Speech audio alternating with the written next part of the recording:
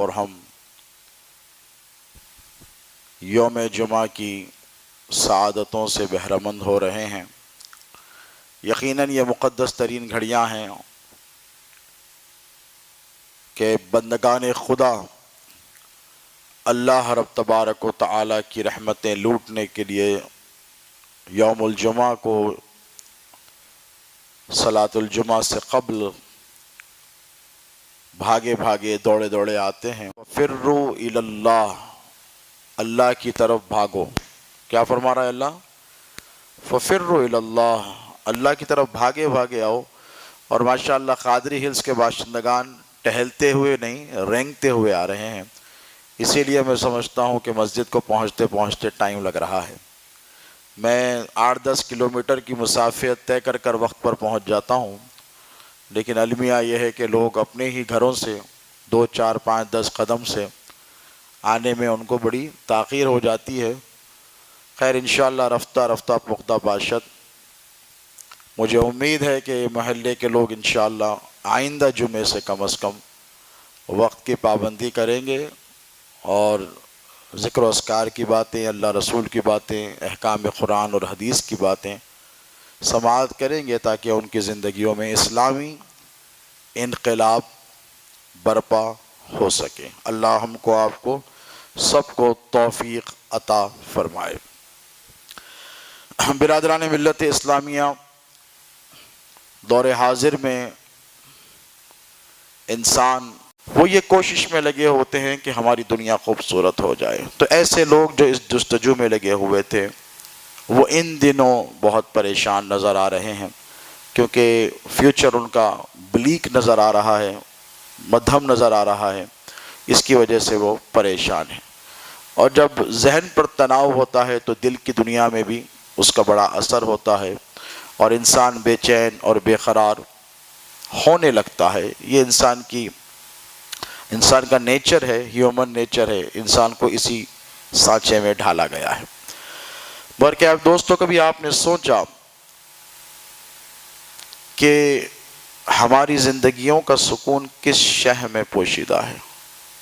کون سا ایسا راز ہے جسے ہم حاصل کر کر اپنی زندگیوں میں سکون حاصل کرنا چاہتے ہیں؟ زندگی بھر ایک شخص جستجو کرتا ہے، پیدائش سے لے کر جوانی تک۔ اسکولنگ کے 10-12 سال نکلتے ہیں، پھر مڈل کالج میں آتا ہے، انٹرمیڈیٹ، پھر اس کے بعد ڈگری، پھر اس کے بعد پوسٹ گریجویشن، تو یوں اس کے زندگی کے 17-18 برس لگ جاتے ہیں۔ اس کے بعد پھر اسے جستجو ہوتی ہے کاروبار کی یا پھر جاب کی، پھر ایک جد و جہد شروع ہو جاتی ہے۔ تھوڑی سی نوکری ہوئی، چاکری ہوئی، پیسہ آیا، شادی کی فکر شروع ہو جاتی ہے۔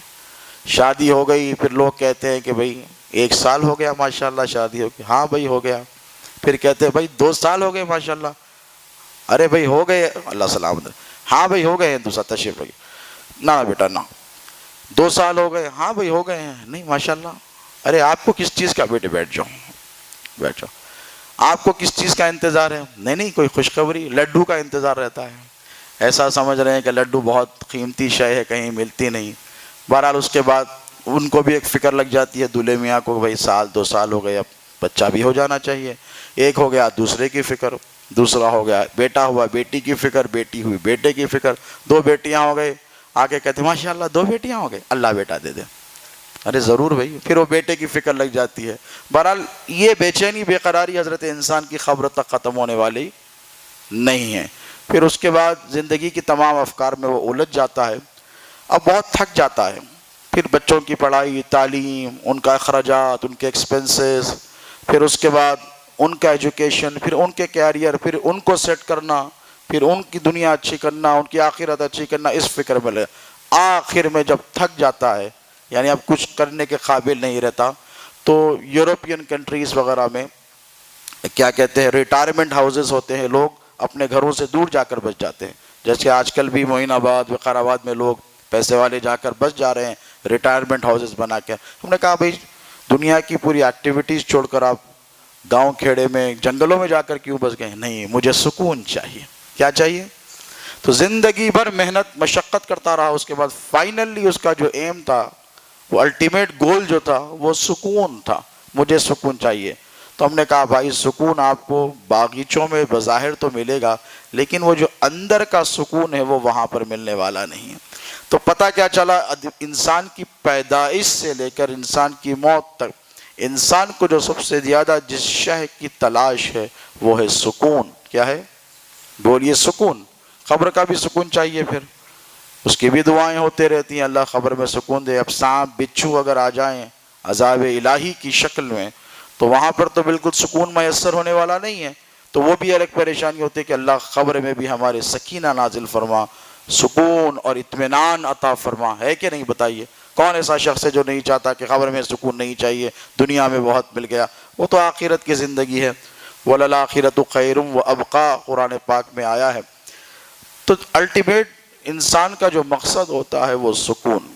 اور آج کل یہ لاک ڈاؤن، کورونا وائرس، پھر یہ اکنومیکلی جو لوگ ڈسٹرب ہو گئے ہیں، فیوچر کو لے کر انسرٹین ہو گئے ہیں، ان چیزوں میں سب سے زیادہ فکر مند کر دینے والی شے جو ہے وہ ہے انسان کا بے چین ہونا، بے قرار ہونا۔ ہر نوجوان کو دیکھیے آپ پریشان نظر آ رہا ہے، بزرگ اپنے بچوں کو، ان کے فیوچر کو لے کر پریشان نظر آ رہے ہیں، متفکر ہیں، فکر مند ہیں۔ تو ایسی صورتحال میں دوستو انسان سکون حاصل کرنے کے لیے کہاں جائے؟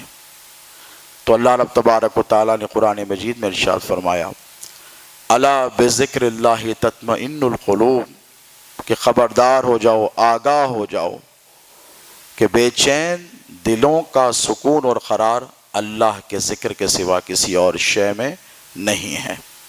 تو یہ نسخہ آپ کو قرآن مجید میں اللہ رب تبارک و تعالیٰ نے عطا فرمایا۔ اور جہاں الا کا لفظ استعمال کیا جاتا ہے، علماء جانتے ہیں جنہوں شدبد عربی زبان کی ہے، جیسے آپ دیکھیں رمضان میں سائرن بجایا جاتا ہے، پہلے سلو شروع ہوتا ہے یعنی دھیمی آواز میں، پھر گریجولی رفتہ رفتہ اس کی آواز بڑھنے لگتی ہے، سائرن کی آواز کم نہیں ہوتی، بڑھنے لگتی ہے۔ تو جہاں الا کا لفظ قرآن مجید میں استعمال کیا گیا ہے، ٹھیک اسی طرح ہے کہ سائرن ہے، آگاہ ہو جاؤ، خبردار، سب کچھ چھوڑ چھاڑ دو، توجہ پوری ادھر کر دو، ادھر ادھر دیکھنے کی ضرورت نہیں ہے، ادھر ادھر جانے کی بھی ضرورت نہیں ہے، کسی اور سے مانگنے کی ضرورت نہیں ہے، کہیں اور تلاش کرنے کی حاجت نہیں ہے، کسی اور سے سوال کرنے کی بھی قطعی طور پر ضرورت ہے۔ الا، الٹیمیٹ پیغام آ گیا ہے۔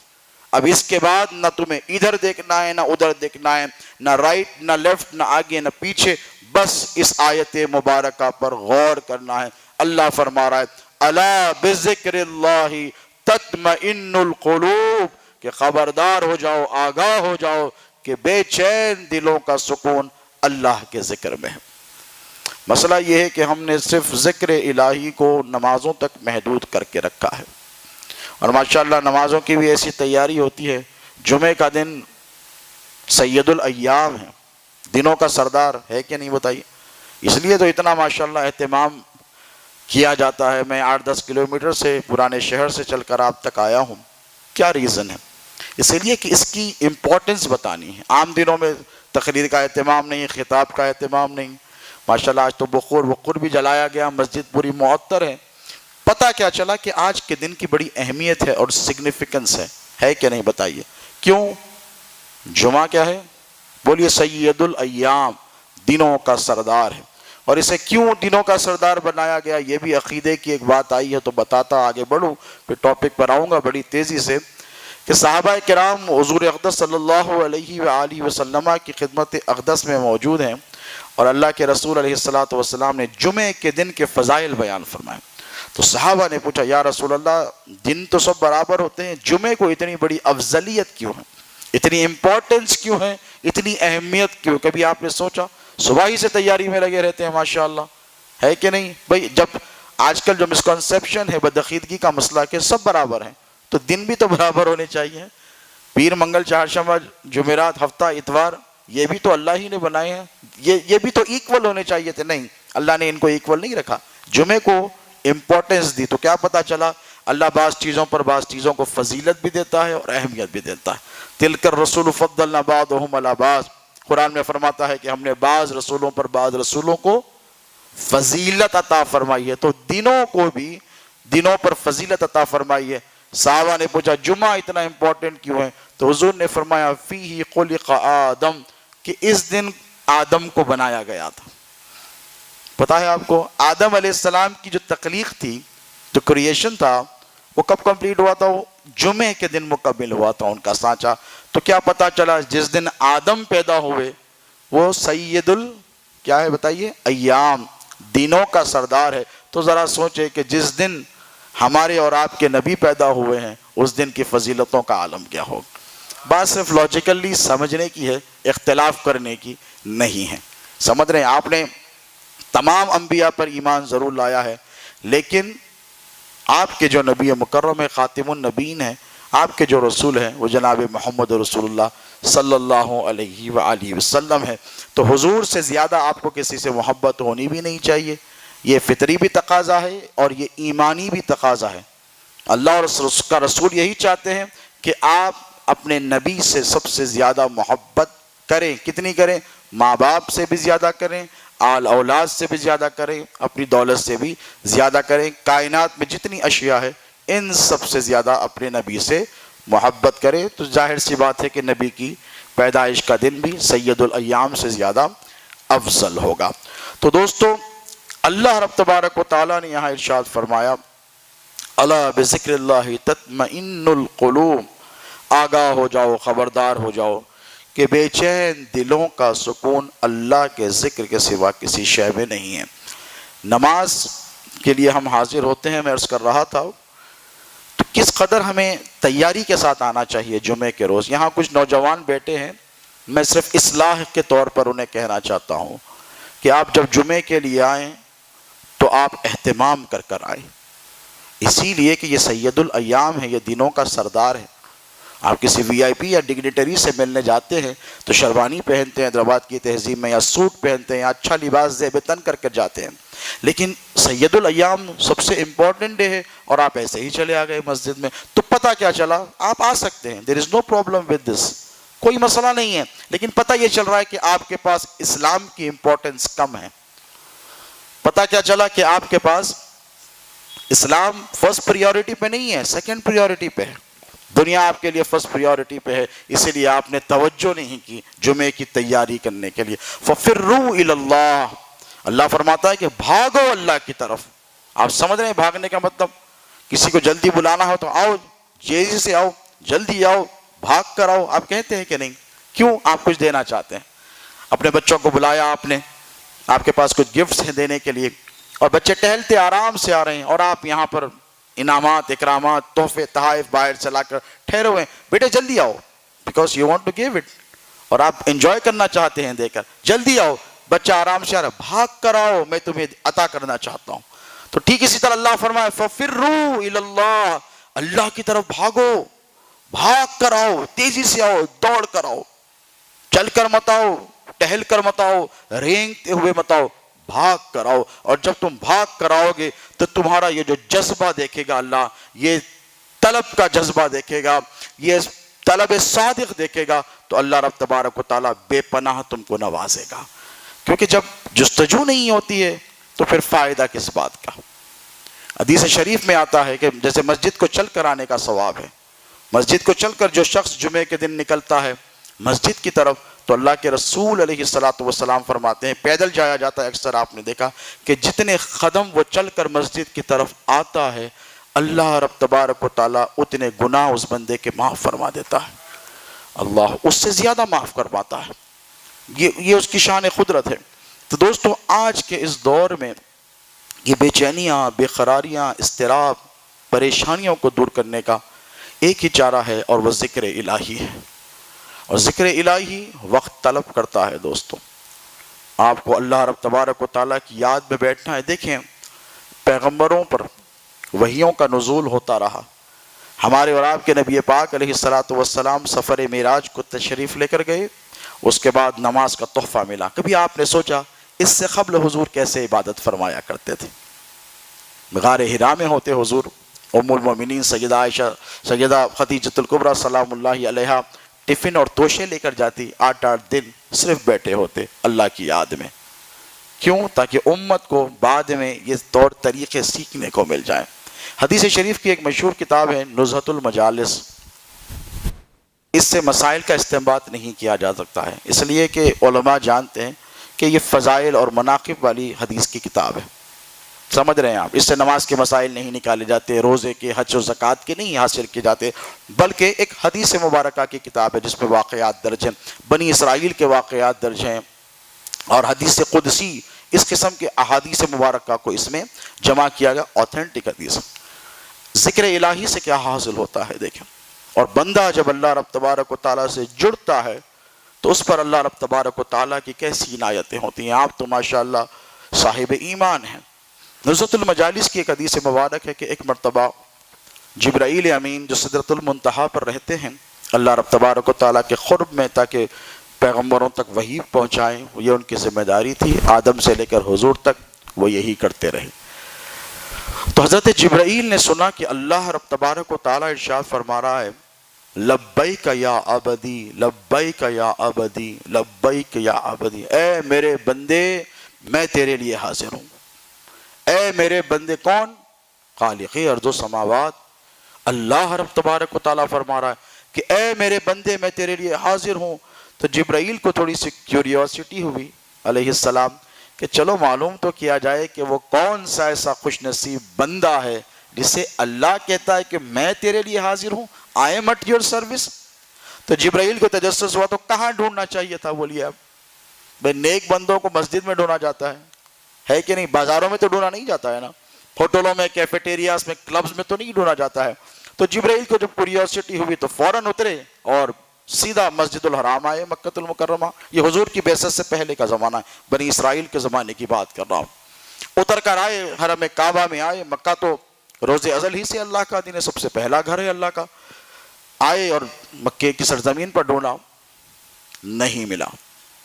کہا چلو نیکسٹ، اس کے بعد مقدس زمین بیت المقدس ہے، ارض مقدس ہے، وہاں ڈھونڈا جائے. وہاں جا کر ڈھونڈا، نہیں ملا. تو روئے زمین پر جتنے اللہ کے گھر تھے، مساجد تھے، جہاں اللہ کے بندے توحید کے علمدار عبادت کیا کرتے تھے، سب جگہ ڈھونڈ لیا، بہت جگہ ڈھونڈا. اب تھکتے تو نہیں ہے، فرشتوں میں کوئی تھکان وکان ہوتی نہیں ہے، اللہ نے پاک رکھا. جب ختم ہو گیا، بہت سرچ مکمل کر لی، اوپر جا کر بیٹھ گئے سدرۃ المنتہا پر. تو اللہ نے پوچھا اے جبرائیل کہاں گئے تھے؟ حالانکہ وہ جانتا ہے. تو جبرائیل نے کہا مولا میں بیٹھا تھا سدرہ پر اور تو کہہ رہا تھا لبیک یا عبدی، اے میرے بندے میں تیرے لیے حاضر ہوں. تو مجھے تھوڑا تجسس ہوا کہ میں بھی اس بندے سے مل لوں جس کے لیے تو کہہ رہا ہے کہ میں تیرے لیے حاضر ہوں. تو اللہ نے فرمایا کہاں ڈھونڈا؟ تو کہا مکہ گیا تھا. تو کہا ملا؟ جبرائیل نے کہا نہیں ملا. پھر کہاں ڈھونڈا؟ بیت المقدس گیا تھا. کہا میرا وہ بندہ وہاں ملا؟ تو کہا نہیں ملا. تو اس کے بعد فرمایا پھر کہاں گیا تھا؟ سارے مقدس مقامات دیکھ لیے پروردگار، تیرا وہ بندہ مجھے کہیں پر بھی نہیں ملا. تو اللہ رب تبارک و تعالیٰ نے فرمایا کہ جبرائیل تجھے وہ بندہ وہاں پر ملے گا بھی نہیں، کیونکہ وہ وہاں پر تھا ہی نہیں. تو جبرائیل کی کیوریوسٹی اور بڑھ گئی اور تجسس بڑھا. کہا مولا عبادت خانوں میں نہیں، پاک زمین پر نہیں، ارض مقدس پر نہیں، تو پھر وہ تیرا بندہ ملے گا کہاں؟ تو حدیث شریف کے الفاظ ہیں نزہۃ المجالس کے کہ اللہ رب تبارک و تعالیٰ نے فرمایا اے جبرائیل وہ تجھے خانہ کعبہ کے سامنے نہیں ملے گا، ارض مقدس میں بھی نہیں ملے گا. ہندوستان کی سرزمین، ہند کا واقعہ آیا ہے، ہند کی سرزمین پر ایک بت خانے میں بت کے سامنے بیٹھا ملے گا. اب بتائیے کتنی پریشانی کی بات ہے. وہ بیٹھا ہے بت کے سامنے اور اللہ کہہ رہا ہے کہ میں تیرے لیے حاضر ہوں. تو جبرائیل اور پریشان ہوئے. کہا مولا بات سمجھ میں نہیں آئی، واضح کر دے. تو اللہ رب تبارک و تعالیٰ نے فرمایا جبرائیل بات صرف اتنی سی ہے کہ وہ تو بیٹھا تھا اپنے صنم، اپنے بت کے سامنے اور اس سے مانگ رہا تھا، وہ اس سے اپنی حاجت طلب کر رہا تھا. وہ کہہ رہا تھا یا صنمی یا صنمی، اے میرے صنم اے میرے صنم. اور اس کی زبان پھسلی اور اس نے غلطی سے کہا یا صمدی یا صمدی. وہ کہنے لگا یا صمدی یا صمدی. اے جبرائیل بتا اگر میں بھی اس کا جواب نہ دیتا تو مجھ میں اور اس بت میں کیا فرق رہ جاتا. فَأَيُّ الْفَرْقِ بَيْنَ الصَّنَمِ وَالصَّمَدِ. کہا مجھ میں اور اس میں کیا فرق رہ جاتا، اسی لیے میں نے کہا میں تیرے لیے حاضر ہوں. تو یہ تو ایک کافر اگر حالت کفر میں بھی غلطی سے میرے پروردگار کو پکار لے تو پروردگار اس کی سنتا ہے اور اس کو کہتا ہے کہ میں تیرے لیے حاضر ہوں. تو ذرا آپ سوچیں کہ آپ کا کیا مقام و مرتبہ ہے. آپ اللہ کی محبوب نبی کی محبوب امت ہیں، کتنا بڑا آپ پر فضل و کرم ہے دوستو. بس بات اتنی سی ہے کہ ہم جیسے اس کو یاد کرنے کا حق ہے وہ کہیں نہ کہیں اس حق کو ادا کرنے سے قاصر رہ رہے ہیں. دوائیں لاکھ کھانے، سکون کی، اطمینان کی، دواخانوں کے چکر لگا لیں، لیکن یاد رکھیں اللہ نے آپ کا سکون کسی ریزورٹ میں نہیں رکھا ہے، کسی ہل سٹیشن میں بھی نہیں رکھا ہے. اللہ رب تبارک و تعالیٰ نے آپ کا سکون، وہ دوائیں کھاتے ہیں لوگ سکون کے لیے، نیند کے لیے، ان دواؤں میں میڈیسنس میں بھی نہیں رکھا ہے، بلکہ اللہ نے آپ کا سکون اس کے ذکر میں رکھا ہے، اس کی یاد میں رکھا ہے. الا بذکر اللہ تطمئن القلوب. ایک مشہور حدیث مبارک ہے کہ ایک مرتبہ حضور نے ارشاد فرمایا کہ چند فرشتے ایسے ہیں. دیکھیں میں اکثر کہتے رہتا ہوں خانقاہوں میں تو اس چیز کا اہتمام ہوتا ہے، ذکر کی مجالس آپ نے سنی ہوگی کہ محافل ذکر کا اہتمام کیا. کیوں؟ ریمیمبرنس آف اللہ سبحانہ و تعالیٰ. یہ بہت امپورٹنٹ چیز ہے دوستو، کیونکہ جب آپ اللہ کو یاد کرتے ہیں تو اللہ آپ کو یاد کرتا ہے. اس نے اصول بنایا ہے قرآن، اور جب وہ آپ کو یاد کرتا ہے تو سمجھیے آپ کی تو چل پڑی، سارے کام بن گئے آپ کے. اگر کوئی آپ سے کہے چیف منسٹر صاحب آپ کو یاد کر رہے تھے، کسی میٹنگ میں ملاقات ہو گئی، تو بس 8 دن تک خوشی کے مارے آپ پھولے نہیں سمائیں گے. بھئی چیف منسٹر صاحب، لیڈر صاحب، ایم پی صاحب، ایم ایل اے صاحب یا دنیا کا کوئی عہدیدار کوئی آ کر کہہ دے ارے بھائی آپ کا ذکر کرے انہوں، واہ واہ میرے کو پوچھے. ارے نہیں بھائی غلطی ہوئی گی آپ سے. نہیں بھائی آپ ہی کو پوچھ رہے تھے.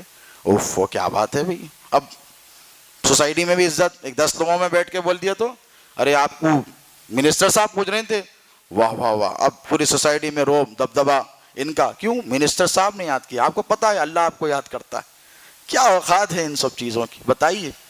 وہ احکم الحاکمین آپ کو یاد کرتا. کب یاد کرتا ہے؟ اس نے اصول مرتب کیا ہے قرآن پاک میں. سورۃ البقرہ میں فرماتا ہے فاذکرونی اذکرکم، تو مجھے یاد کر میں تجھے یاد کروں گا. ختم. As simple as it is. زیادہ اس میں کمپلیکیشنز نہیں ہیں. اللہ فرماتا ہے تو مجھے یاد کر میں تجھے یاد کروں. تو مجھے یاد نہیں کرتا، جا میں بھی تجھے یاد نہیں کرتا. بھائی آپ یاد نہ کریں اس کا کیا بگڑنے والا ہے، اس کی شان میں کیا کرے. لیکن اگر وہ یاد نہ کرے تو پھر آپ کا کچھ سدھرنے والا نہیں ہے. فاذکرونی اذکرکم، تو مجھے یاد کر میں، بولیے، میں تجھے یاد کروں گا. تو یہ جو ریمیمبرنس کا سلسلہ ہے، اکثر خانقاہوں میں آپ نے دیکھا ہوگا ذکر و اذکار کی مجالس منعقد کی جاتی ہے. میں بھی عرب کے کئی ممالک گھمایا ہوں الحمدللہ. میں نے دیکھا ہے مدینہ المنورہ میں نے خود دیکھا ہے حضرت شیخ وہاں پر بڑے شیخ رہتے ہیں سلسلہ قادریہ کے مدینہ المنورہ میں، شیخ نذیر الدین الحموی الگیلانی. ہمارے ہی خاندان سے ان کا تعلق ہے، سیریا سے جہاں سے میرے جد کریم آئے تھے. وہ بھی حموی سادات ہیں. میں نے دیکھا ان کے پاس 2-2 3-3 گھنٹے ذکر کی مجلس ہوتی ہے. عبداللطیف صاحب ساتھ ہیں میرے ساتھ، حج پہ گئے تھے، ہم ساتھ گئے تھے ان کے خانقاہ پر. ایسا نہیں ہے کہ ذکر کی مجالس صرف اہل سنت و جماعت میں ہوتی ہے، بلکہ ہر جگہ ہوتی ہے. سیریا جائیں آپ، یمن جائیں، عراق میں جائیں، وہاں پر حلقات ذکر ہوتے ہیں. کیوں؟ کیونکہ اللہ نے فرمایا تو مجھے یاد کر میں تجھے یاد کروں گا. تو جہاں ذکر ہوتا ہے، میں یہ نہیں کہتا کہ صرف مسجد میں آ کر ذکر کیا، گھر میں بیٹھیں، اپنی بیوی بچوں کو لے کر بیٹھیں، کچھ وقت ذکر کے لیے مخصوص کریں تاکہ اللہ رب تبارک و تعالیٰ کی توجہ آپ کی طرف ہو. ایک تو یہ ہوگا کہ آپ کا دل جو بے چین ہے وہ قرار پائے گا. اللہ بذکر اللہ تطمئن القلوب کے مصداق اللہ نے فرمایا. دوسرا اللہ آپ کو یاد فرمائے گا، اور جب اللہ آپ کو یاد کرے گا آپ کا ہر کام بن جائے گا. تو اللہ نے زمین پر فرشتوں کا ایک جال بچھایا ہے، جانتے ہیں نا. فرشتے تو آپ کو نظر نہیں آتے، اس کا مطلب یہ نہیں کہ جو چیز نظر نہیں آئی آپ اس کو ڈینائی کر دیں گے. آمنت باللہ و ملائکتہ و کتبہ و رسولہ، یہ اس ایمان کا بنیاد ہے، بیس ہے. فرشتوں پر بھی ایمان لانا ہے. میں نہیں مانتا because I can not see them. اس کا مطلب یہ نہیں کہ جو چیز آپ کو نظر نہیں آتی وہ نہیں ہے. جیسے آج حضور آپ کو ہم کو نظر نہیں آتے، مطلب یہ نہیں کہ حضور ہے نہیں، حضور ہیں، حضور تشریف فرما ہیں. اسی لیے تو آپ ہیں، اسی لیے تو مذہب اسلام زندہ ہے کہ نہیں. وَاعْلَمُوا أَنَّ فِيكُمْ رَسُولُ اللَّهِ، اللہ قرآن میں کہہ رہا ہے جان لو اللہ کے رسول تم میں ہے. وَاعْلَمُوا، اللہ فرما رہا ہے. اس کا مطلب نہیں ہے کہ نظر نہیں آتے. تو زندہ ہے واللہ، تو زندہ ہے واللہ، میری چشم عالم سے چھپ جانے والے. آپ کو نظر نہیں آتی اس کا مطلب یہ کہ آپ ڈینائی کر دیں گے. ٹھیک اسی طرح فرشتوں کا ایک نیٹ ورک ہے. ان کا کام کیا ہے پتہ ہے آپ کو؟ وہ زمین پر اترتے ہیں اور جہاں جہاں اللہ کے بندے اللہ کا ذکر کرتے بیٹھتے ہیں وہاں اتر جاتے ہیں. اور حضور نے فرمایا کہ میں جیسے دیکھتا ہوں تم ویسے نہیں دیکھ سکتے. دیکھیں حدیث کے جملوں پر غور کریں. There is no comparison. حضور نے فرمایا میں جیسے دیکھتا ہوں کہ جہاں اللہ کا ذکر ہوتا ہے فرشتے وہاں پر قطاریں بناتے ہیں، یعنی تمہارے سر پر ایک لائن فرشتوں کی بنتی ہے، پھر ان کے اوپر ایک اور لائن فرشتوں کی بنتی ہے. ذکر آپ کریں اللہ اللہ اللہ لا الہ الا اللہ. حضور فرمائیں یہ پرت در پرت عرش اعظم تک قطاریں پہنچ جاتی ہیں. اللہ اکبر. چند بندے بیٹھ کر اللہ کا ذکر کر رہے ہیں اور یہ پرت در پرت اوپر تک پہنچ جاتی ہے. ایک حدیث شریف مجھے یاد آ رہی ہے، میں سناؤں. ایک مرتبہ حضور تشریف فرما ہے، صحابہ حضور کی خدمت اقدس میں حاضر ہیں. حضور نے جملے دیکھے، آپ بہقی شریف کی حدیث ہے. حضور نے فرمایا یہاں سب اپنے ہیں. دیکھیں جملوں پر غور کریں. کہا سب اپنے، وہاں تو سب صحابہ ہی تھے، یعنی اس کا مطلب کوئی منافق، کوئی کافر، کوئی مشرک تو نہیں ہے، حالانکہ وہ تو سراپا رحمت للعالمین ہے. لیکن فرمایا یہاں سب اپنے ہیں. صحابہ نے کہا ہاں یا رسول اللہ سب اپنے. کہا دروازے کی کنڈی لگا دو. کیا کہا؟ دروازے کی کنڈی لگا کر آ جاؤ. صحابہ میں سے کوئی گئے تھے، دروازے کی کنڈی لگا کر آ کے بیٹھ گئے. حضور ٹھہر گئے ذکر کے لیے، ذکر الہی کے لیے. الذین یذکرون اللہ قیاما وقعودا وعلی جنوبہم. اللہ فرماتا ہے کہ یہ وہ لوگ ہیں جو ٹہر کر ذکر کرتے ہیں اللہ کا، بیٹھ کر اللہ کو یاد کرتے ہیں، کروٹوں پر بھی اللہ ہی کو یاد کرتے ہیں. یعنی کروٹ بدلنے والے بھی، یعنی نیند میں سوتے ہوئے ادھر سے ادھر ہو گئے، اللہ یاد آ گیا. حضور نے کہا دروازہ بند کر دو. صحابہ گئے، دروازہ بند کر دیا. اور آقا علیہ الصلوۃ والسلام اٹھ کر ٹہر گئے، ایسے ہاتھ اٹھایا اور کہا لا الہ الا اللہ. تمام صحابہ نے حضور کے ساتھ یہ کلمات ادا فرمائے. تو اللہ کے رسول علیہ الصلوۃ والسلام نے ارشاد فرمایا مجھے اس ذات کی قسم ہے جس کے قبضے قدرت میں میری جان ہے، ان جملوں کے ادا کرنے کے سبب صرف کہا لا الہ، بولیے لا الہ الا اللہ صدق دل سے نبی کی محفل میں. تو حضور نے ارشاد فرمایا اللہ نے جس نور کے ساتھ مجھے بھیجا ہے اس نور کی قسم ہے اللہ نے تم سب کی مغفرت فرما دی. کیا کہا تھا؟ پورا قرآن توڑی پڑا تھا، 6666 آیتیں پڑھی تھیں، چھلے کو گئے تھے نہیں، صدق دل سے ایک مرتبہ لا الہ الا اللہ کہا تھا. حضور نے فرمایا جاؤ تم سب معاف کر دیے گئے، تم سب کی خطائیں معاف کر دی گئی. تو دوستو فرشتے اترتے ہیں اور آ کر دیکھتے ہیں آپ اللہ کا ذکر، یہ چلے جاتے ہیں جہاں ان کا ٹھکانہ ہے. اور جب جاتے ہیں تو اللہ حالانکہ جانتا ہے، علیم بذات الصدور ہے، لیکن پوچھتا ہے کہ اے میرے ملائکہ کہاں سے آ رہے ہو. حدیث شریف ہے فرشتے کہنے لگتے ہیں مولا ہم زمین پر گئے تھے اور ایک ایسی محفل میں گئے تھے پروردگار جہاں تیرے بندے بیٹھ کر تجھ کو یاد کر رہے تھے، تیرا ذکر کر رہے تھے. تو اللہ رب تبارک و تعالیٰ ارشاد فرماتا کیا وہ مجھے یاد کر رہے تھے؟ تو فرشتے کہتے ہیں ہاں مولا مجھے یاد کر رہے تھے.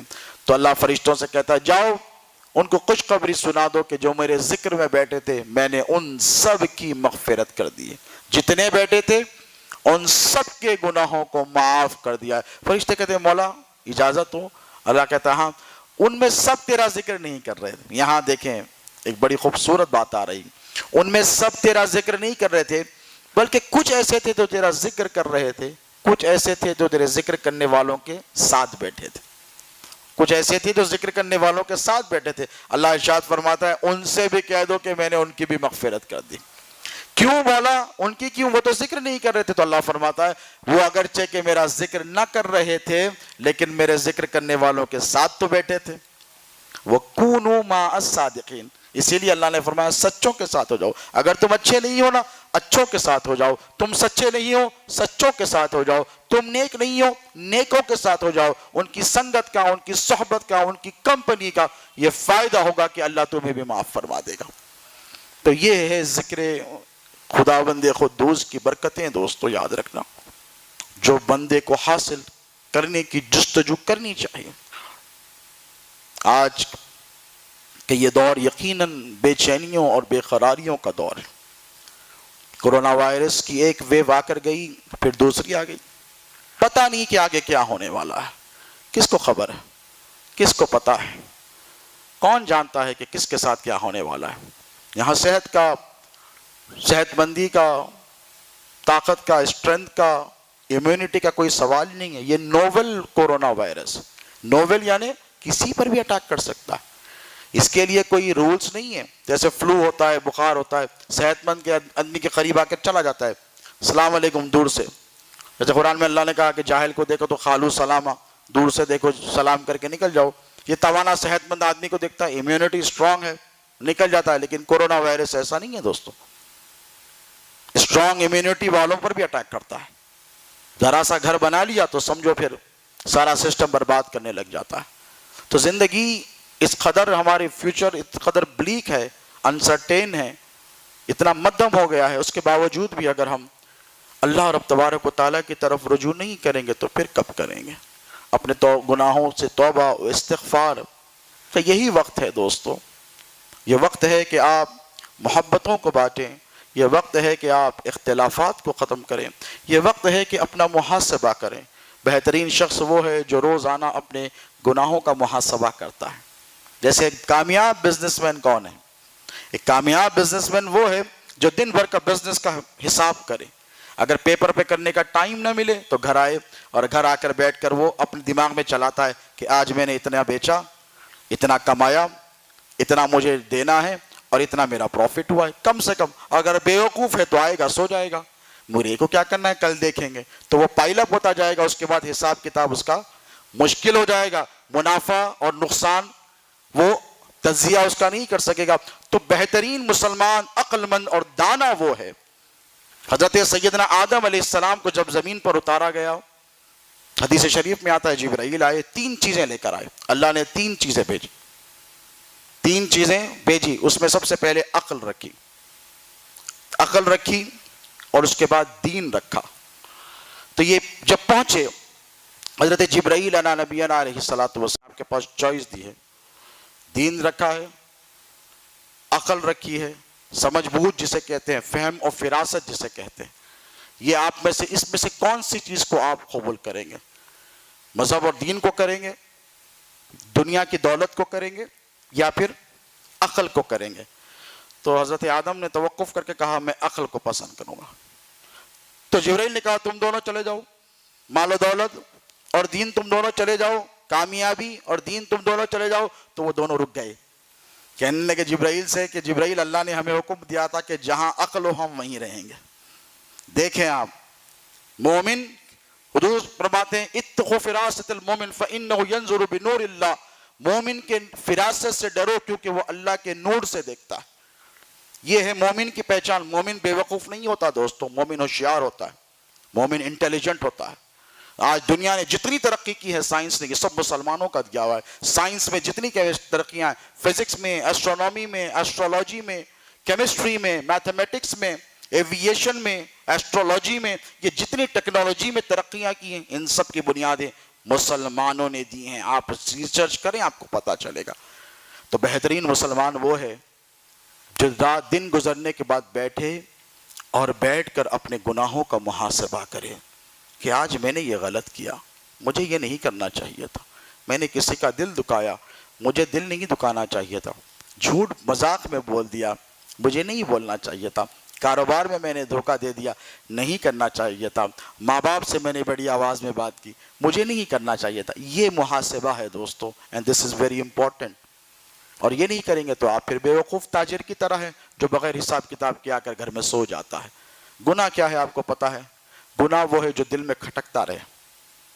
گناہ کیا ہے؟ آخری بات کہہ رہا ہوں، گناہ کیا ہے؟ تو دل میں کھٹکتا رہے کہ بھائی یہ نہیں ہونا چاہیے تھا. آپ سے کبھی کوئی غلطی ہو جاتی ہے نا، آپ آ کر گھر میں بیٹھ کر کہتے ہیں نہیں ایسا مجھے نہیں بولنا چاہیے تھا، ایسا مجھے نہیں کرنا چاہیے تھا، ایسا مجھے نہیں دیکھنا چاہیے تھا، مجھے اس گندی مقام پر نہیں جانا چاہیے تھا، مجھے یہ گندی حرکت نہیں کرنی چاہیے. تو حضور نے فرمایا الاسم ما حاک فی نفسک، گناہ وہ ہے جو تمہارے دل میں کھٹکتا رہے، یعنی دستک دیتا رہے کہ آپ نے غلط کیا ہے. اس کا مطلب کیا ہے؟ اٹھیں، فوراً 2 رکعت نماز پڑھیں اور اللہ کی یاد میں بیٹھ جائیں. الا بذکر اللہ تطمئن القلوب. اللہ آپ کی بے خیری اور بے قراری کو مٹا دے گا. اور جب یہ کھٹکنا بند ہو جائے گا، گناہ کا یہاں کھٹکنا بند ہو جائے گا، تو آپ سمجھ لیں اللہ نے آپ کو معاف کر دیا ہے. اور یہ کھٹکنے کی جو روش ہے، یہ جو کوالٹی ہے، اگر یہی ختم ہو گئی تو سمجھو آپ کے دل سے ایمان نکل گیا. اگر ایمان رہے گا تو ضرور ملامت کرتا رہے گا، ایمان رہے گا تو نیکیوں کی طرف ضرور آپ کو رغبت دلاتا رہے گا. اور یہ تڑپنا، مچلنا اگر یہ ختم ہو گیا دل میں تو سمجھ لیں کہ آپ کا ایمان آپ سے بہت کوسوں دور چلا گیا ہے، آپ کو اس کی تلاش کے لیے رخت سفر باندھنا چاہیے۔ میں اللہ سے یہی دعا کرتا ہوں کہ مولا کریمہ، کارسازہ، بندہ نوازہ، پروردگارہ، جو کچھ کہا اور سنا گیا ہے کہنے سننے سے زیادہ ہمیں اس پر عمل کرنے کی توفیق عطا فرما۔ مولا جتنے حاضرین ہیں ان سب کی حاضری کو اپنی بارگاہ میں شرف قبولیت عطا فرما۔ مولا ہم میں جو بیمار ہیں انہیں شفائے کاملہ عطا فرما، جو پریشان حال ہیں ان کی پریشانیوں کو دور فرما۔ مولا تیرے محبوب پاک علیہ الصلاۃ والسلام کی امت پہ مرحومہ پر کرم فرما، فضل فرما۔ مولا بیماریوں سے، بلاؤں سے، وباؤں سے تیرے محبوب کی امت کی، تیرے بندوں کی حفاظت فرما۔